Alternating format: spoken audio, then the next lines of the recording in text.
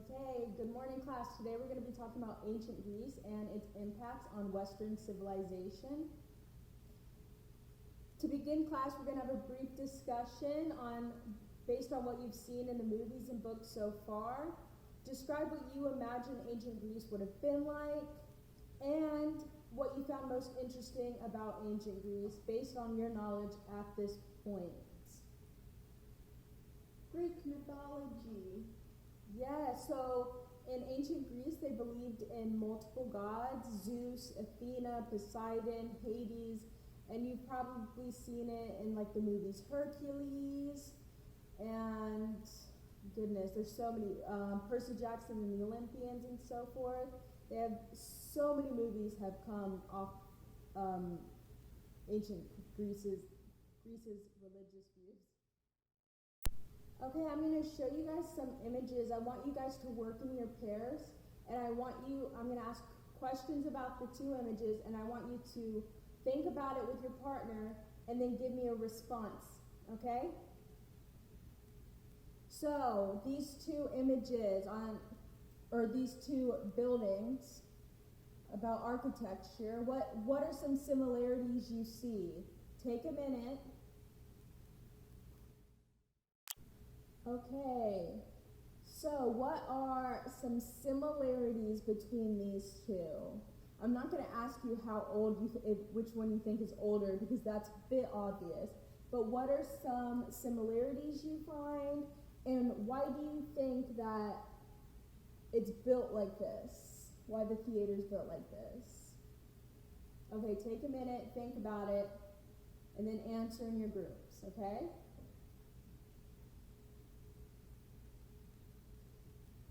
Okay, got it. They're both amphitheaters. They are both amphitheaters. As this one is a bit more modern than this one, but it's so when you're outdoors, they're not all outdoors anymore, but in the outdoors, it's so many people can hear, like you hear things in a valley. That's kind of the same mentality that went into the building of these theaters. As the performers would be down here, it would kind of echo up, and because it's a circle, it would echo up, and that everybody would be able to hear. And we still build amphitheaters today, so that if there's no mics or anything, you can still hear it up here. Okay, so that was very good.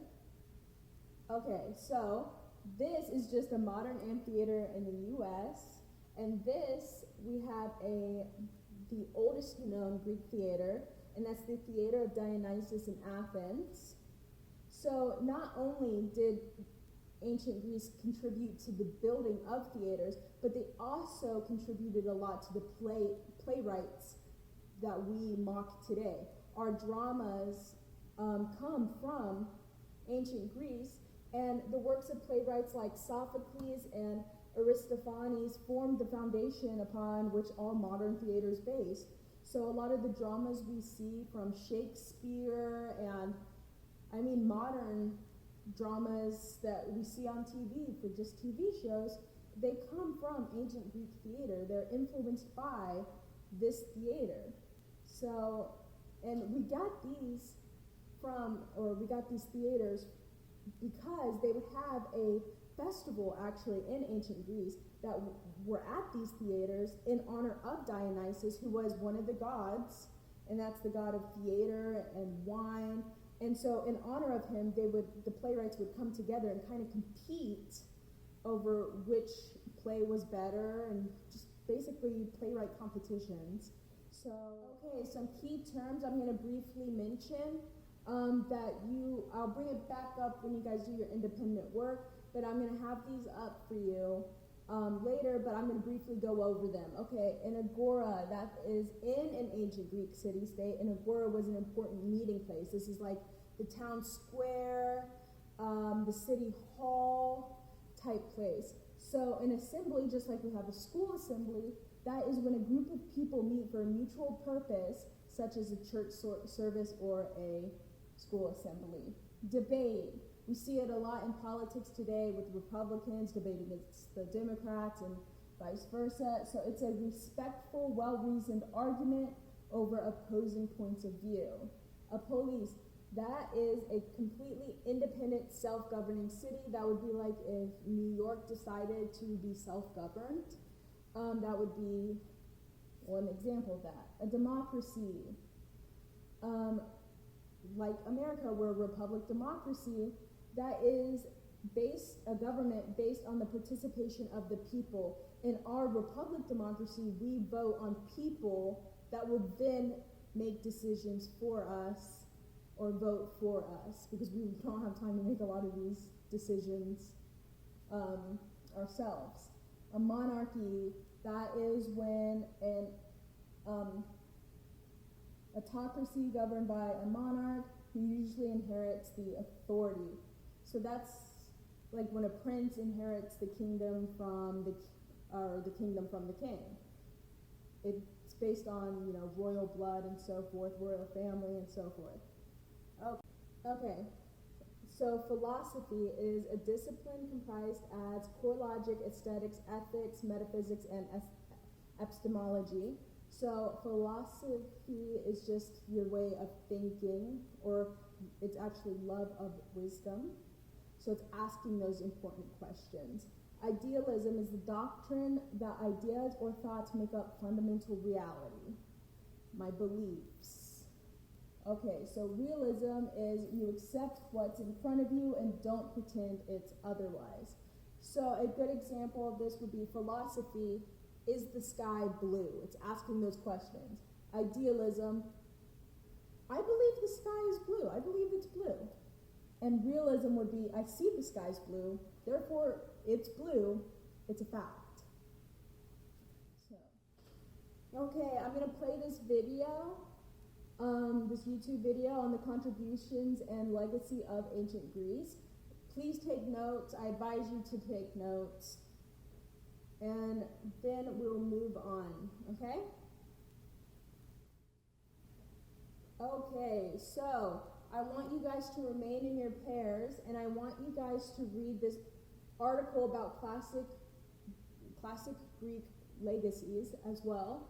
And I want you to read it with your partner, and I'll be coming around and I'll ask you some questions, and I want you guys to really think about the questions together when I come and ask them, okay?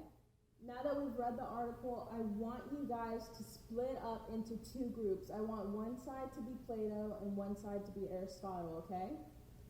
And we're going to watch this video, and I want you guys to think about your philosopher in your group as we watch the video, and take notes on your philosopher, okay?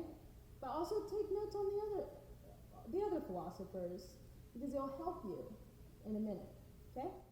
Okay, so we are going to have a debate, Plato versus Aristotle, and I want you guys to take about 10 minutes, at most 15 minutes, to form an argument for your philosopher and against the other. So if you're Plato, you're going to make an argument for Plato but against Aristotle, and vice versa, okay? So, since Plato was Aristotle's teacher, I'm going to start with Plato. What were some of Plato's views or ideals? Plato's philosophy that dealt with idealism led him to believe that since the world we live in is constantly changing, Plato concludes that any knowledge we think we have is merely opinion and is subject to change. Okay, he did believe that everything was changing. The world is always changing, so his beliefs reflected that. Now, Aristotle, what were some of your views?